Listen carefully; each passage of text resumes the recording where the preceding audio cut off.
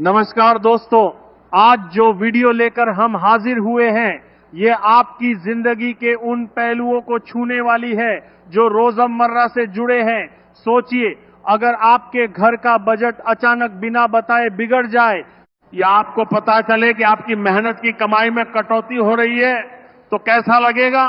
ठीक उसी तरह आज हम उन खबरों पर बात करेंगे जो सीधा असर डालती हैं आपकी तनख्वाह, आपकी जेब, आपकी सेवानिवृत्ति के बाद की राशि और आने वाले कल पर। चाहे आप केंद्र सरकार में हो, किसी राज्य के अधीनस्थ हो, पेंशन भोगी हो या आपके परिवार का कोई सदस्य सरकारी नौकरी में हो, ये चर्चा आपके लिए उतनी ही अहम है जितनी पानी के लिए नदी। तो बिना किसी देरी के, बिना किसी अफवाह के, सिर्फ सच्चाई के दम पर एक एक बिंदु को खोलते हैं। लेकिन ध्यान रखिएगा, इस पूरे सफर में हम जल्दबाजी नहीं करेंगे क्योंकि आधी जानकारी खतरनाक होती है। पूरी जानकारी ही आपको मजबूत बनाती है। तो चलिए शुरू करते हैं। सबसे पहली और सबसे ताजा खबर, वो जिसने सोशल मीडिया पर तूफान मचा रखा है। इन दिनों हर तरफ यही गूंज सुनाई दे रही है कि महंगाई भत्ते में बम्पर बढ़ोतरी हो गई है। कई जगह तो यहां तक लिखा है कि 2.1% का इजाफा कर दिया गया। अब यहां हमें रुककर समझना होगा कि असलियत क्या है। ये आंकड़ा 2.1% जितना छोटा भले लगे, लेकिन लाखों कर्मचारियों के लिए ये बड़ी रकम में बदल जाता है। तो क्या सच में केंद्र सरकार ने बढ़ोतरी की है? बिल्कुल नहीं। ये बढ़ोतरी तेलंगाना सरकार ने की है, वो भी अपने एक विशेष विभाग के लिए। हाँ, आपने सही सुना, तेलंगाना राज्य सड़क परिवहन निगम यानी जीएसआरटीसी के कर्मचारियों के लिए ये फायदा लाया गया है। पहले उनका महंगाई भत्ता 50.7% था, जिसे बढ़ाकर 52.8% किया गया है। और सबसे खास बात, ये लाभ 1 जनवरी 2026 से प्रभावी माना गया है। यानी पिछले 3 महीनों का एरियर भी उनके खाते में आएगा। जनवरी, फरवरी, मार्च, तीनों महीनों का अतिरिक्त धन अप्रैल की तनख्वाह के साथ थमा दिया जाएगा। अब जो लोग ये भ्रम पाल रहे थे कि पूरे देश के केंद्रीय कर्मचारियों का डीए बढ़ गया, उनके लिए ये निराशा हो सकती है। लेकिन सच्चाई यही है कि अभी तक केंद्र की ओर से कोई आधिकारिक आदेश जारी नहीं हुआ। यहां एक और दिलचस्प पहलू है। आमतौर पर मार्च महीने में महंगाई भत्ते की घोषणा हो जाती थी, लेकिन इस बार अप्रैल का आधा महीना बीत चुका है और अभी तक कैबिनेट की बैठक नहीं हुई है। कर्मचारी संघ अब मोर्चा खोल चुके हैं। उनकी मांग है कि महंगाई भत्ते को कम से कम 60% के पार ले जाया जाए। अब आप सोच रहे होंगे कि आखिर इस बढ़ोतरी का असर किसी एक कर्मचारी पर कितना पड़ता है। तो दोस्तों, ये पूरी तरह से उसकी बेसिक तनख्वाह पर निर्भर है। उदाहरण के तौर पर, जिसकी मूल तनख्वाह 30,000 रुपए है, उसे दूसरे की तुलना में ज्यादा एरियर मिलेगा।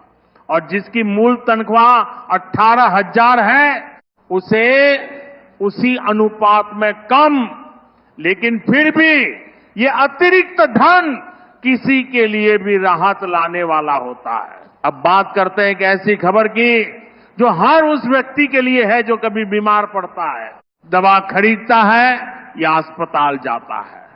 7 अप्रैल 2026 को स्वास्थ्य मंत्रालय ने एक ऐतिहासिक फैसला सुनाया है। अब डॉक्टरों को केवल जेनरिक दवाइयां लिखनी होंगी, यानी वो दवाइयां जो महंगी ब्रांडेड दवाइयों की तरह ही काम करती हैं, लेकिन कीमत में आधी या उससे भी कम होती हैं। सोचिए, अगर आपको किसी बीमारी में हर महीने 3,000 रुपए की दवा लेनी पड़ रही थी और अब वही दवा 500 रुपए में मिलने लगे तो कितनी बड़ी राहत होगी। यही नहीं, डॉक्टरों को अब हर 3 महीने में रिपोर्ट देनी होगी कि उन्होंने कितनी जेनरिक दवाइयां लिखी हैं। इससे सिस्टम में पारदर्शिता आएगी, दवा कंपनियों का दबदबा कम होगा और आम आदमी की जेब पर बोझ घटेगा।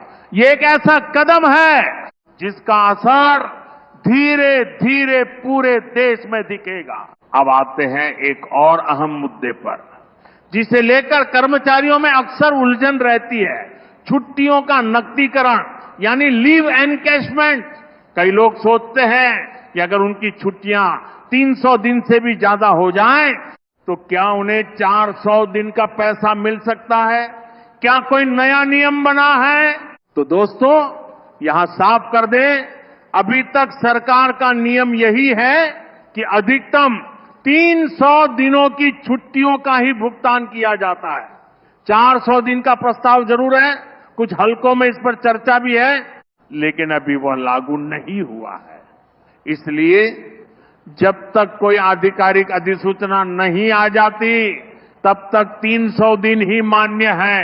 यानी यदि आपकी लीव बैलेंस 300 से ज्यादा है, तो अतिरिक्त दिनों का कोई मुआवजा नहीं दिया जाएगा।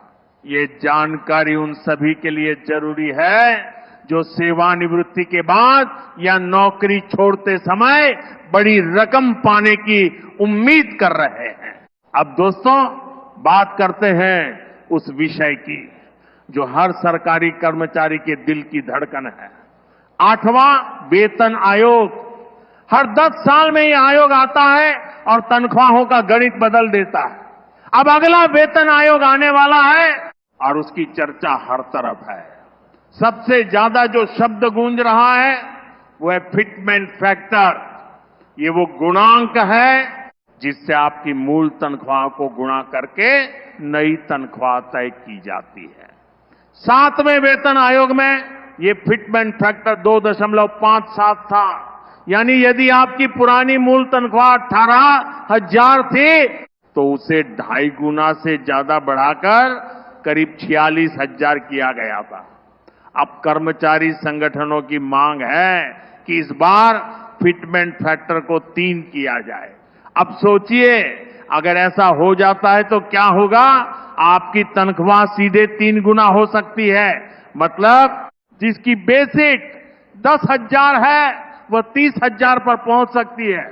जिसकी बेसिक 30,000 है वह 90,000 तक जा सकती है। ये कोई छोटा बदलाव नहीं है, ये क्रांतिकारी छलांग होगी। लेकिन दोस्तों, यहां सच्चाई का चश्मा पहनना बहुत जरूरी है। अभी ये सिर्फ एक मांग है, सरकार ने कोई आधिकारिक घोषणा नहीं की है। तज्ञों का मानना है कि फिटमेंट फैक्टर 2.7 या 2.8 के आसपास रह सकता है। 3 का आंकड़ा फिलहाल एक सपना है, लेकिन सपना देखने में कोई बुराई नहीं। फिर भी अफवाहों से दूर रहें, क्योंकि इस तरह की उम्मीदों पर बनी योजनाएं कभी धराशायी भी हो सकती है। अब एक बहुत ही गंभीर और चौंकाने वाले मामले पर बात करते हैं, जो हर पेंशनधारी को सतर्क कर देगी। एक सेवानिवृत्त सैनिक थे, वह हर महीने बिना किसी शक के अपनी पेंशन लेते थे। उन्हें लगता था कि सब कुछ सही है, लेकिन एक दिन उनके मन में शंका हुई। उन्होंने अपनी पुरानी स्लिप और नई स्लिप की बारीकी से तुलना की तो पता चला कि उन्हें हर महीने 3,000 रुपए कम मिल रहे थे। 3,000 रुपए। 1 महीना, 2 महीना, सालों साल ये सिलसिला चलता रहा। जब उन्होंने इसकी शिकायत की और जांच कराई गई, तो सामने आया कि कुल नुकसान 1,86,763 रुपए हो चुका था।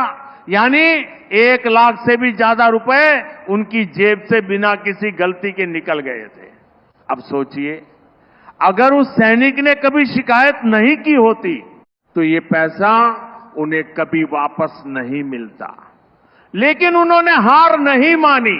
उन्होंने ऑनलाइन शिकायत पोर्टल पर अपनी बात रखी, सारे दस्तावेज लगाए और फिर क्या हुआ? उनकी पेंशन सही कर दी गई और पूरा एरियर उनके खाते में आ गया। ये कहानी हम सबके लिए एक सबक है। अगर आपको भी लगता है कि आपकी पेंशन में कोई गड़बड़ी है, थोड़ी सी भी कमी है, तो चुप मत बैठिए। ये आपका पैसा है, आपका हक है, उसे वापस पाने की जिम्मेदारी सिर्फ आपकी है। अब इन सब खबरों के बीच एक बड़ा सवाल ये भी है कि क्या केंद्र सरकार महंगाई भत्ते को लेकर कोई बड़ा ऐलान करने वाली है? फिलहाल तो ऐसा कोई संकेत नहीं है, लेकिन इतिहास गवाह है कि जब राज्य सरकारों ने बढ़ोतरी की है, केंद्र पर भी दबाव बना है। इस बार भी हो सकता है कि जल्द ही कोई अच्छी खबर आए। कर्मचारी संगठन अब बैकफुट पर नहीं है, वे लगातार मांग उठा रहे हैं। और यह भी सच है कि बढ़ती महंगाई के इस दौर में जहां दाल, चावल से लेकर पेट्रोल, डीजल तक सब महंगा हो गया है, वहां डीए और डीआर में बढ़ोतरी होना ही न्याय संगत है। दोस्तों, हमने आज बहुत सारी बातें की। तेलंगाना के ट्रांसपोर्ट कर्मचारियों के लिए 2.1% की बढ़ोतरी और 3 महीने का एरियर जो अप्रैल की सैलरी में आएगा। ये साफ कर दिया कि ये केंद्र की घोषणा नहीं है, सिर्फ एक राज्य के एक विभाग की है। फिर हमने जाना कि स्वास्थ्य मंत्रालय ने जेनरिक दवाइयों को अनिवार्य करके आम जनता की जेब पर कितनी बड़ी राहत दी है। छुट्टियों के नकदीकरण में 300 दिन का नियम ही अभी लागू है, 400 दिन सिर्फ चर्चा में है। 8वें वेतन आयोग और फिटमेंट फैक्टर के 3 होने की मांग के बारे में भी जाना। साथ ही ये भी समझा कि अभी ये सिर्फ उम्मीद है, पुख्ता नहीं। और सबसे जरूरी बात, उस सेवानिवृत्त सैनिक की कहानी जिसने पेंशन में धोखाधड़ी पकड़ी और अपना पैसा वापस लिया। तो अब आप पर निर्भर है कि इस जानकारी को कैसे उपयोग करते हैं। अगर आपको लगता है कि आपके किसी जानने वाले की तनख्वाह या पेंशन सही नहीं आ रही, तो देर न करें, ऑनलाइन शिकायत करें, पुराने रिकॉर्ड चेक करें, क्योंकि हो सकता है कि आपके ही पैसे किसी कमी के कारण रुके हों। याद रखिए, सरकारी तंत्र में गड़बड़ी की संभावना हमेशा बनी रहती है, लेकिन समाधान भी उतने ही करीब होते हैं। बस जागरूकता चाहिए। वीडियो को अंत तक देखने के लिए शुक्रिया। अगर ये जानकारी आपको लाभदायक लगी तो अपने उन दोस्तों और रिश्तेदारों तक जरूर पहुंचाएं जो सरकारी नौकरी करते हैं या पेंशन लेते हैं। चैनल से जुड़े रहिए ताकि ऐसी सटीक और सच्ची खबरें आप तक पहले पहुंचे। आपकी तरक्की ही